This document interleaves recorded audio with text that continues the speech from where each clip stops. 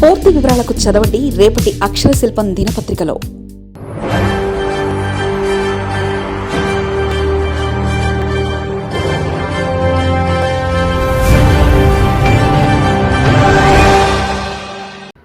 వారసత్వ రాజకీయాలకు ఇక అంతే. కొన్ని రాజకీయ కుటుంబాలు టీడీపీలో క్రమంగా కనబడకుండా పోతున్నాయట. ఇప్పటికైనా మేలుకుంటే బాగుంటుంది సామి. ఏపీ కూటమిలలో దాదాపు 3 పార్టీలు ఉన్నాయి. కానీ కూటమిల ప్రభుత్వ అధికారంలో ఉన్నప్పటికీ సీఎం చంద్రబాబు నాయుడు టీడీపీ అధినేత మాత్రమే. అధికారంలో ఆయన ఉన్నట్టే లెక్క. ఆ ప్రకారం చూస్తే కూటమిల ప్రభుత్వంలో ఎక్కువగా టీడీపీకి ఎక్కువ మెజార్టీ భాగాలు ఉన్నట్లు లెక్క. ఆ లెక్కను చూస్తే టీడీపీలో చంద్రబాబు నాయుడు తన వర్గాన్ని ఎక్కువగా మోయాల్సిన బాధ్యత ఉంది. అయితే ఈ విషయాన్ని కొద్దిగా పక్క తప్పించాల్సిన అవసరం ఉందని చూస్తున్నారు చంద్రబాబు.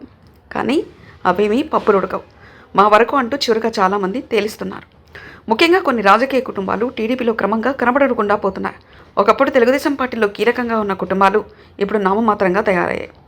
కొన్ని కుటుంబాలు అయితే రాజకీయాల నుంచి తప్పుకున్నాయి. కొత్తగా నీరు రావడం, పాత నీరు వెళ్ళడం సహజమే. కానీ దశాబ్దాలుగా టీడీపీ కోసం పనిచేసిన కుటుంబాలు నాటితరం నేతలతో పాటు వారి వాసులు కూడా కనిపించట్లేదు. కోడెల శివప్రసాద్, కె కృష్ణమూర్తి, రాయపట్టి సాంబశివరావు, మాగంటి బాబు, గల్లా అరుణ కుటుంబాలు దాదాపుగా టీడీపీలో లేనట్టే ఉంటున్నాయి. రాయపాటి కుటుంబం పూర్తిగా పక్కకు విచ్చేసినా మిగిలిన కుటుంబాలకు చెందిన నేతలకు నాయకత్వం పట్టించుకోవడం లేదు. కోడెల శివప్రసాద్ కుమారుడు కోడెల శివరాంకు పార్టీ అధికారంలోకి వస్తే ఏదో ఒక పదవి వస్తుందని భావించారు. కోడెలకు ఇప్పటికీ పల్నాడులో అభిమానులు ఉన్నారు. ఆయనను అభిమానించే వాళ్ళు తమ నేత కుటుంబానికి పార్టీలో అన్యాయం జరుగుతుందని భావిస్తున్నారు. ప్రస్తుతం ఉన్న రాజకీయ వాతావరణంలో భవిష్యత్తులోనూ వీరికి అవకాశం దక్కేది కష్టమేనంటున్నారు.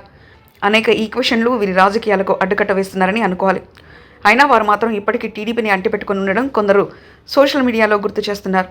ఇతర పార్టీల నుంచి వచ్చిన నేతలకు ఇచ్చిన ప్రాధాన్యత పార్టీ కోసం దశాబ్దాలుగా కష్టపడి పనిచేసిన వారికి దక్కడం లేదన్న ఆవేదన వారిలో స్పష్టంగా కనిపిస్తుంది. కె కృష్ణమూర్తి రాయలసీమలో తొలి నుంచి టీడీపీకి అండగా ఉన్నారు. బీసీ నేతగా ఆయన వెన్నెదనగా నిలిచారు.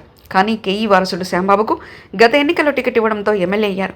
కానీ ఎలాంటి పదవి దక్కలేదన్న అసంతృప్తి ఆ వర్గంలో కనబడుతుంది. సోదరుడు కేఈ ప్రభాకర్ కూడా పదవి లభించలేదు.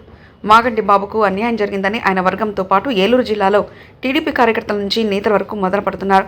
గల్లా కుటుంబం కూడా రాజకీయాలకు దూరమైంది.